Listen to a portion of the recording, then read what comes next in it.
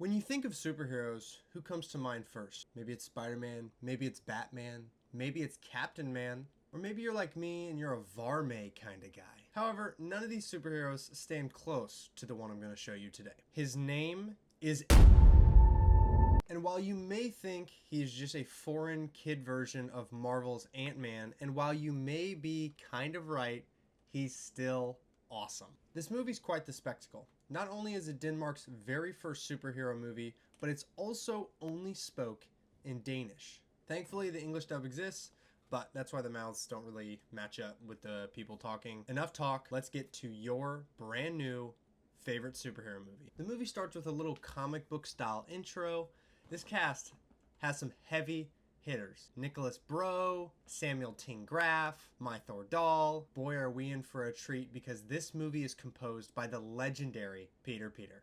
We get introduced to our main character Pele, who explains that he is a boring little dweeb nerd. Right after we meet our boy, we get introduced to a little crush of the movie, and her name's Amanda.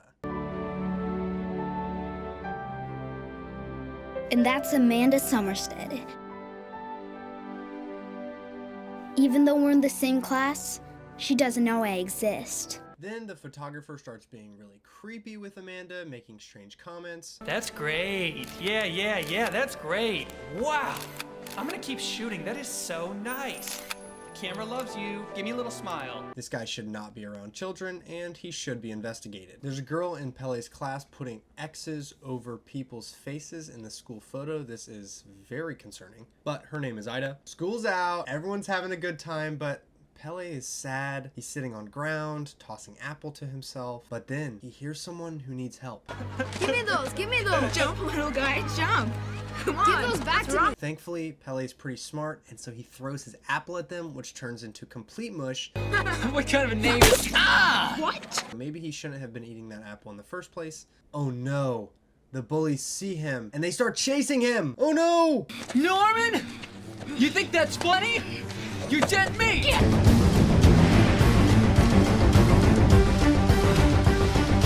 Side note, why are the bullies wearing the exact same outfit? Like, they're not twins. From what I understand, they're not brothers. They're just wearing the exact same outfit. Maybe this happened one time in the past and they just decided they were soulmates and they had to bully kids now. But they're chasing after Pele. Pele turns on the absolute jets and zooms past them and jumps into a bush. But then we see a little ant crawling, and it's crawling up his leg, and it's up into his neck, and bam! It bites him. And he feels those side effects immediately. He trips out exactly like Fred from Fred 3 Camp Fred. What is happening to me?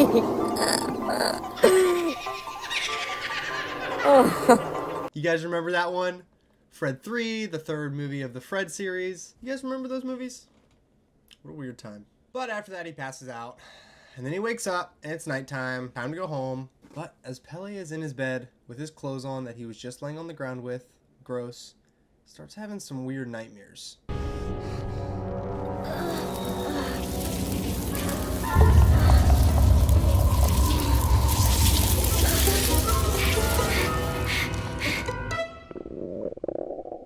It's the next morning and those ant powers are in full effect. Just like any good superhero movie, it's time to show off those powers! His hand is getting stuck to the milk. He's breaking glasses of orange juice. I remember gym class. Sometimes we would play sports, other times the teacher would beat us with a stick. What a time to be alive.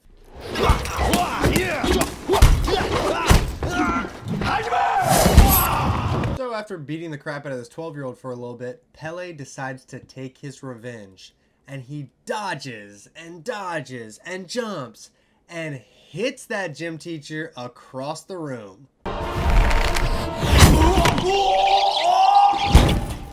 And then he runs away. So then that little dweeb nerd kid that was getting picked on earlier, Willem, catches up to Pele and starts telling him how he's a superhero, baby. Promise, I won't tell anyone. What? That you're a superhero. At this point, we get a little look into the villain of the movie's house.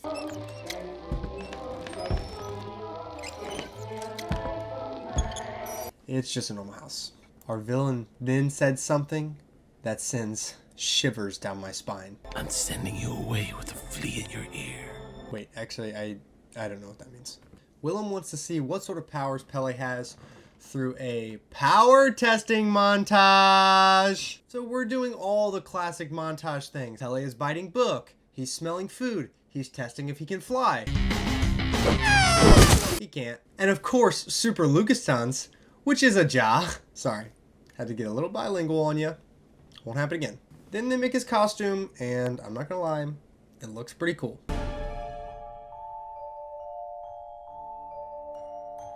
Wow, it actually turned out really good. This next scene, I have nothing to say about it, so just check it out.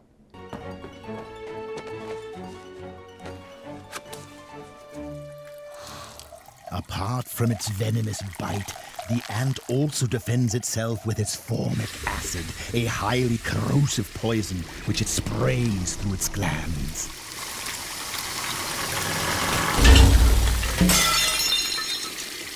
So,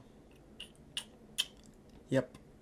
But now Ant-Boy's got to get out there and do what he does best, and that's saving people. I just want everyone to keep in mind that Ant-Boy is 12 years old. He is not even a teenager. I'm sorry, but even if this kid had the powers that he has, I would not trust him to save me. Ant-Boy, if you're watching this, I'm totally kidding. I'm so sorry. I take it back. Let's see what Ant-Boy's powers can do against this street thug. Maybe he'll use his super strength, or maybe he'll bite him. Oh, he's just gonna crawl on the wall away from him. No, that's cool. That's pretty cool too. I'm sure that'll get the job done. That's pretty cool. I can't do that, so that's cool. But somehow that works well enough to get the guy arrested, and now Ant-Boy is everywhere. He's flipping car. He's saving baby. They even make the school play about him, which I will not be attending because that sounds boring as hell. It's just been active for like 4 days. Hold up, where is the villain of this movie? He was teased a little while ago, and oh, yes, here he is.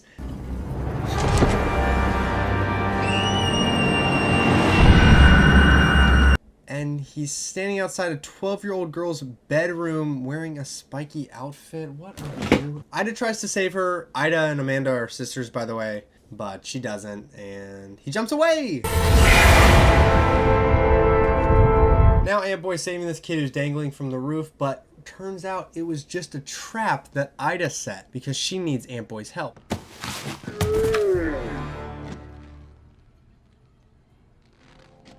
Ant-Boy! I'm sorry about that, but I really need your help. Ida shows Ant-Boy a video from The Flea, and yes, that is the villain of this movie. His name is The Flea. That's what we're going with. I have your beautiful young daughter. I'm the flea, and just like the insects, I'm impossible to get rid of. So don't waste your precious time calling the police.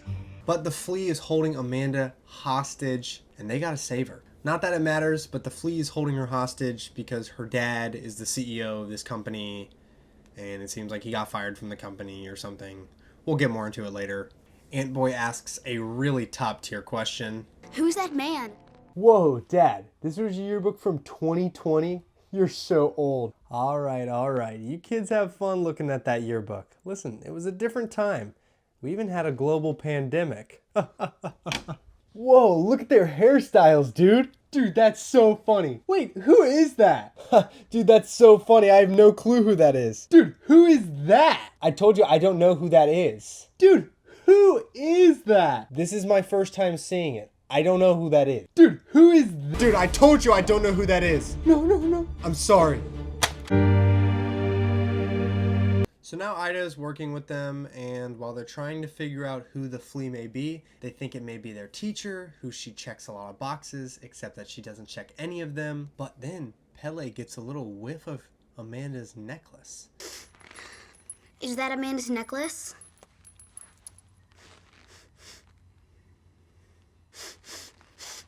Are you okay? I can smell her. And with Ant-Boy's awesome powers, he tracks Amanda all the way down to the house from the beginning, but the door has a lock on it. He tries to lightly shake it, but that doesn't work. I have no clue why. Maybe he's gonna use his strong teeth to break the lock. Or maybe he's gonna crawl up the wall and find some other entrance, or...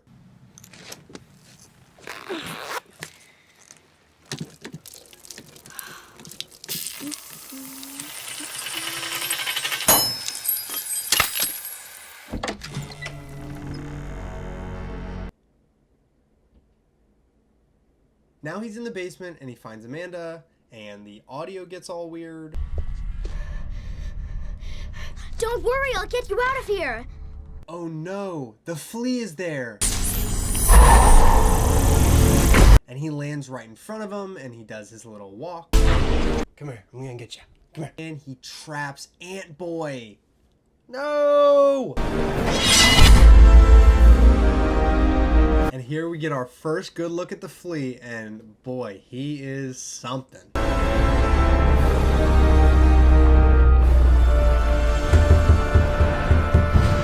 The flea starts talking about how he was a chemist and he was working at the company Amanda's dad owns, and he had this life-saving medicine that was saving his mom, but then he got fired, you know, budget cuts. Somerstead implemented his cutbacks. The company had to save money. My research was the first to be terminated. I was furious. He says he tried to threaten the board, which didn't work. I can't believe it. I tried to threaten the board to let me continue, but Somerstead didn't give a damn. Usually when I threaten people, it always works, especially with violence. But because of that, he got fired and his mom died, and he started plotting his revenge on the CEO. My question is, you're this chemist, and out of all the animals and insects you can choose from, you choose a flea? The things that like chill on dogs?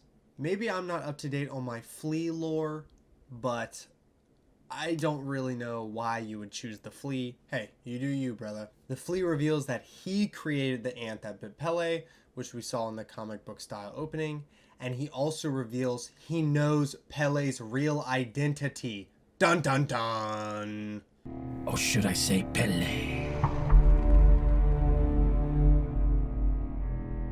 But then he starts talking about how Amanda doesn't even know who Pele is, and I'm thinking to myself, how does he know all this information? Because the only thing that I can think of is this means he has been creeping around that school for way too much time, by which I mean creeping around a middle school for any period of time is too much time. Please stay away from middle schools forever. This goes out to everyone. He calls him a pissamure, which is devastating. I know you, Pele, for what you really are. A tiny pissamure.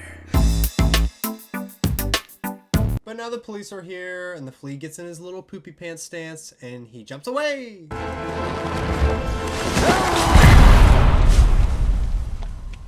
To me, it doesn't really look like he jumps very far. Like, it looks like he just barely crosses the street. You'll never catch me!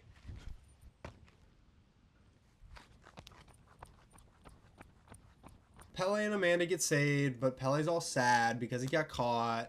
And then him and Willem fight, and it's this whole thing. I didn't stand a chance against him, Willem. We can't stop now. It's still dangerous with the flea on the loose. I just can't do it anymore, Willem. He tells Willem that he should be Ant Boy, even though he has absolutely no powers. Why don't you go be Ant Boy? The next day, I think, the entire school starts to combust. Willem catches up with Pele and tells him that he has to help, but Pele says, nah, I'm good. So Willem decides that he has to stand up to the flea. He takes off his glasses, which I don't know how that could possibly help. Flea? Where are you, Flea? I may not have my glasses, so I can't see a thing, but I'm gonna beat the crap out of you. And he decides that he's gonna stand up to the flea. He's gonna show him what he's made of, even though he doesn't have powers, he's gonna give it his all. And who knows, with all of his comic book knowledge, he really may have he got caught. Side note, I don't understand the Flea's powers. How is he exploding the lockers from the other side of the wall when there's no damage on the wall? Then the Flea says my favorite line of the entire movie. I'm not a loser. I'm a flea.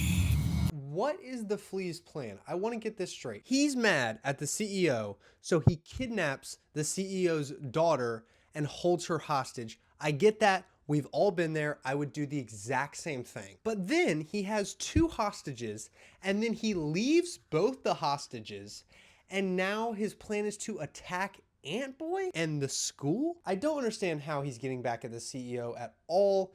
And Flea, buddy, you really got to do some more if you're going to try to get me on board with your plan, because I am not getting it. We find out the Flea's real name is Gamelkra, which sounds like a board game with really complicated rules. But oh no, Ant-Boy's out of sugar, which means that his powers don't work because that's his thing. So he has to rush over to the vending machine, which has exactly 2 pieces of candy from what it looks like. He's got to act quickly because it looks like Willem is in serious danger. So he makes it, and he just kind of smacks the machine for a little bit, but then he drinks his drink, and he's got his powers back, and he's climbing on the wall again. What are we doing?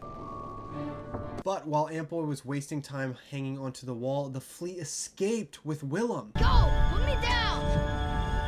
Willem. What are you doing? Classic Flea. Ant-Boy chases after them, but there's a lock on the bike, so he has to bite it off with his power. And wait, why didn't he bite off the last lock? Why did he have to pee on it? He arrives in the woods to save Willem, but the Flea is there too, obviously.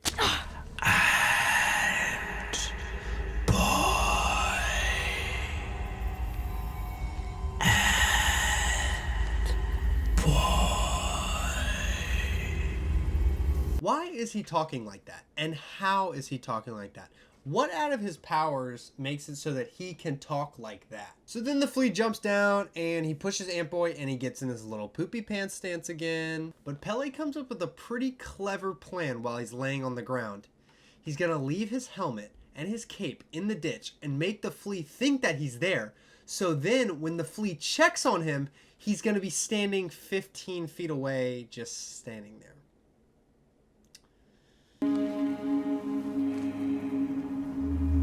Ant-Boy, I gotta give it to you. The plan was executed flawlessly. I don't know what the point of it was, but good job, buddy. Pele then calls Willem a pathetic little weakling. That pathetic little weakling is my friend. Then the Flea does this. Time for dessert. Ugh. He's doing all this while staring at a 12-year-old boy, by the way. You know what? I'm not a big fan of this Flea character. He's starting to weird me out. He's got a weird thing for children. Call him Jeff Flea Epstein. Goodness. So then they fight, I guess? I'm not actually really sure what they're doing.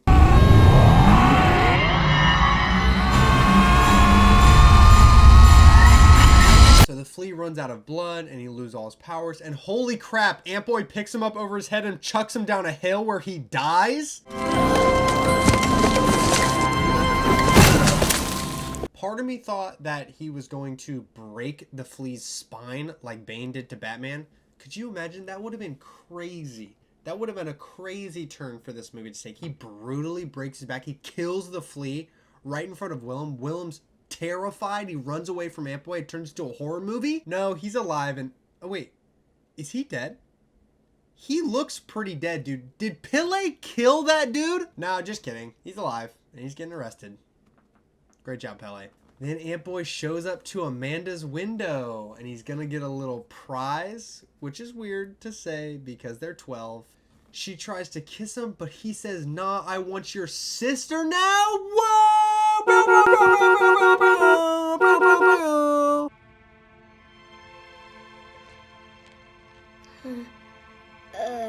Ida in? Ida? Ida asks what he's doing here and he says, I came back. Ida reveals that she knows his identity because obviously he sounds the exact same. He leaves and jumps away, even though that wasn't in the power montage. I'm not upset, you're upset. The movie ends with Pele washing his dog, and Willem asks him, Hey, Pele, what you doing? "Hey man, what are you doing?" And that's about where the movie ends. So, what'd you guys think? Unfortunately, that's the end of Ant Boy Stories, as there's no other... Oh wait, they made 2 more movies. Well, if you guys want me to check those out, just let me know, as I have never seen them. Or if you have any other movie recommendations, shoot them my way. The verse of the day is Proverbs 4:23. Above all else, guard your heart, for everything you do flows from it. Guys, thanks so much for watching, and I'll see you next time.